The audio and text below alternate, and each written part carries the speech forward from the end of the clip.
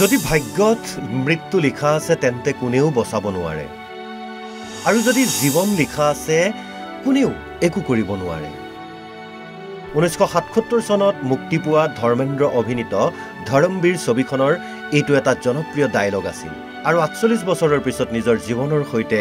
মিলি গ'ল সিনেমাখনৰ সেই সংলাপ ধৰ্মেন্দ্ৰৰ ভাগ্যত লিখা আছিল মৃত্যু সেয়ে কোনেও বচাব নোৱাৰিলে 89 বছৰ বয়সত শেষ নিশ্বাস ত্যাগ প্ৰবীণ অভিনেতা ধৰ্মেন্দ্ৰৰ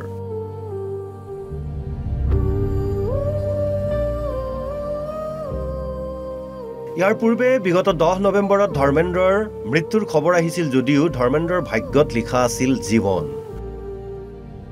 1935 চনত পঞ্জাৱত জন্মগ্ৰহণ কৰা ধৰ্মেন্দ্ৰই 1960 চনত দিল ভি তেৰা হম ভি তেৰে ছবিখনৰ জৰিয়তে আত্মপ্ৰকাশ কৰিছিল বলিউডত তাৰ পিছত আৰু পিছলৈ ঘূৰি চাবলগীয়া হোৱা নাছিল সুপাৰষ্টাৰ গৰাকীয়ে 3 শতাধিক ছবিত অভিনয় কৰা প্ৰবীণ অভিনেতা গৰাকীয়ে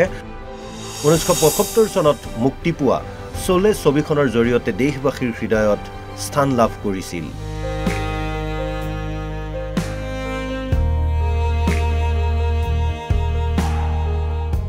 বিশেষকৈ সোলে ছবিখনৰ বসন্তি ইন কুত্তু কি সামনে মত নাচনা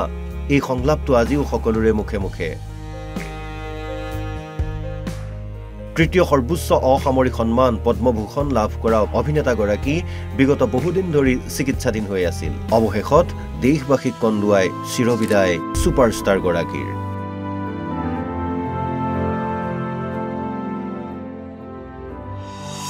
ধৰ্মেন্দ্ৰৰ মৃত্যু দেশজুৰি শোকৰ ছাঁ মুম্বাইৰ ভিলে পাৰ্লেৰ শ্মশানত ভিৰ কৰে বলিউডৰ তাৰকাই পুত্ৰ সানি দেউল ববি দেউল পত্নী হেমা মালিনীৰ কাষত থিয় হয় অমিতাভ বচ্চন অক্ষয় কুমাৰ সলমান খান শাহৰুখ আমিৰ খানকে ধৰি একাধিক তাৰকা মহাতাৰকা প্ৰবীণ অভিনেতাগৰাকীৰ মৃত্যুত প্ৰধানমন্ত্ৰী মোদীকে ধৰি বলিউড তাৰকা খেলুৱৈ তথা অন্য গণ্যমান্য ব্যক্তিও শোক প্ৰকাশ কৰে প্ৰবীণ অভিনেতাগৰাকীৰ মৃত্যুত শোকস্তব্ধ দেশবাসী আজি একেমুখে কৈছে